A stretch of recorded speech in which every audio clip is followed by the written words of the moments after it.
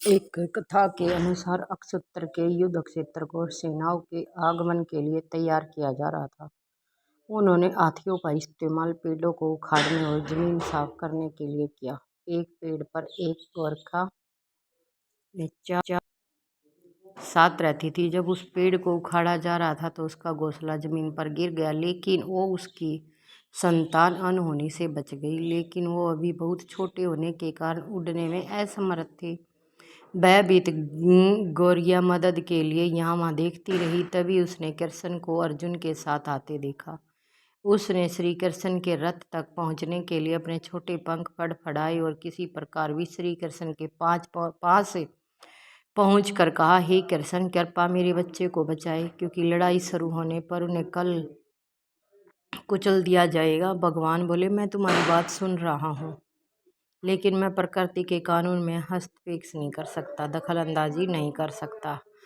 गौरिया ने कहा, भगवान, मैं जानती हूँ कि आप मेरे उद्धार करता है। मैं अपने बच्चों के भाग्य को आपके हाथ सौंपती हूँ। अब यह आपके ऊपर है, आप मारते हैं या उन्हें बचाते हैं। काल चक्र पर किसी का बस नहीं है। श्री कृष्ण ने एक साधारण व्यक्ति की तरह उससे कहा। गौरिया ने विश्वास और श्रद्धा से कहा, प्रभु, आप कैसे हो और क्या करते हैं मैं नहीं जानती, लेकिन आप समय काल नियता हो। मैं समय को परिवार सहित आपको समर्पण करती हूँ। अब आप देखो और आपको आपका काम देखा ही भगवान ती सबके में सुख पे पाचक की कसर रवा है।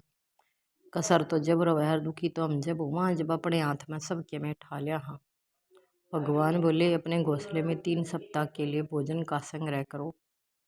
गौरिया और श्री कृष्ण के स्वाद से बिना अर्जुन गौरिया को भगाने की कोशिश करते रहे। 2 दिन बाद शंख के उद्घोष से युद्ध शुरू होने की घोषणा की गई। कृष्ण ने अर्जुन से कहा कि आपने धनुष बाण मुझे दे दो। अर्जुन चौंका, क्योंकि कृष्ण ने युद्ध में हथियार नहीं उठाने की शपथ ली थी।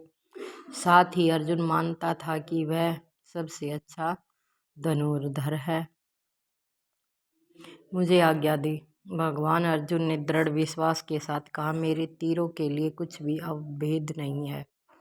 लेकिन अर्जुन से धनुष लेकर कृष्ण ने एक हाथी को निशाना बनाया। तीर हाथी की गले की घंटी से टकराया और एक चिंगारी सी उड़ी।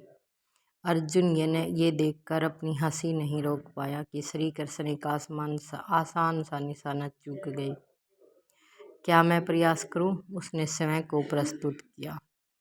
उसकी प्रतिक्रिया को नजरअंदाज करते हुए श्री कृष्ण ने उन्हें धनुष वापस देकर कहा कि कोई और कार्रवाई आवश्यक नहीं है। लेकिन केशव, तुमने हाथी को क्यों तीर मारा? अर्जुन ने पूछा।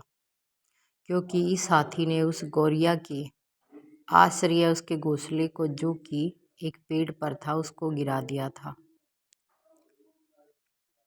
कौन सी गौरिया? अर्जुन ने पूछा। इसके अतिरिक्त हाथी तो अभी स्वस्थ और जीवित है, केवल घंटी ही टूट कर गिरी है।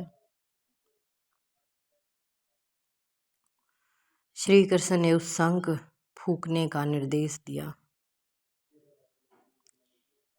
इतनी बढ़िया कहानी है, जब कोई सुनेगा ना, ध्यान तक पढ़ेगा तो जिंदगी में कुछ न कुछ जरूर लेकर जाएगा। इस कहानी तक युद्ध शुरू हुआ। अगले 18 दिनों में कई जाने गई और अंत में पांडवों की जीत हुई। एक बार फिर कृष्ण अर्जुन को अपने साथ सुदूर क्षेत्र में भ्रमण करने के लिए ले गए। कई शव अभी भी वहाँ थे जो उसके अंतिम संस्कार का इंतजार कर रहे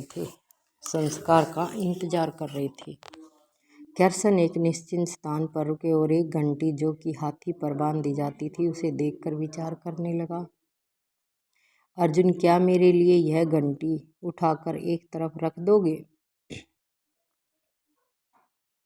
निर्देश बिल्कुल सरल था, परंतु अर्जुन के समझ में नहीं आया, क्योंकि विशाल मैदान में जहाँ बहुत सी अन्य चीज़ों को साफ करने की जरूरत थी, कृष्ण उस धातु से के एक टुकड़े को रास्ते से हटाने के लिए क्यों कहेंगे?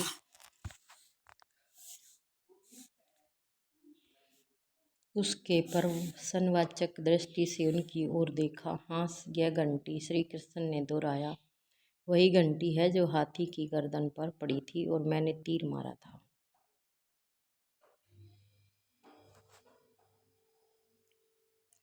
अर्जुन बिना किसी और सवाल के भारी घंटी उठाने के लिए झुका और जैसे ही उसे उठाया तो देखा 1, 2, 3, 4 और 5, 6, 4 युवा पक्षी और एक गौरिया उस घंटी के नीचे से निकले।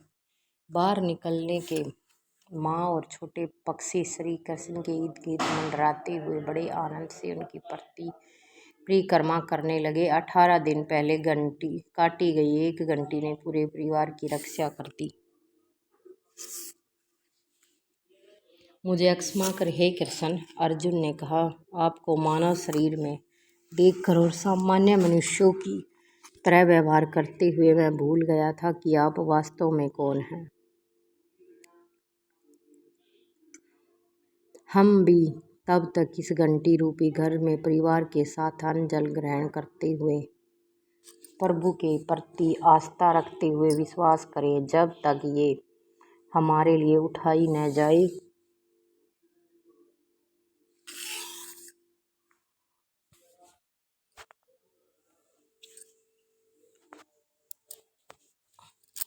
जब तक प्रभु की इच्छा न हो। तो भगवान ने इतना कुछ दे रखा है, शांति सुख सुविधा, फिर भी लोग दुखी रहे हैं ना, तो वह कभी भी सुखी नहीं रह सकते भाई, क्योंकि उनके मन में और पाने की इच्छा और वह और पाने वाला इंसान कभी भी सुखी नहीं रह सकता।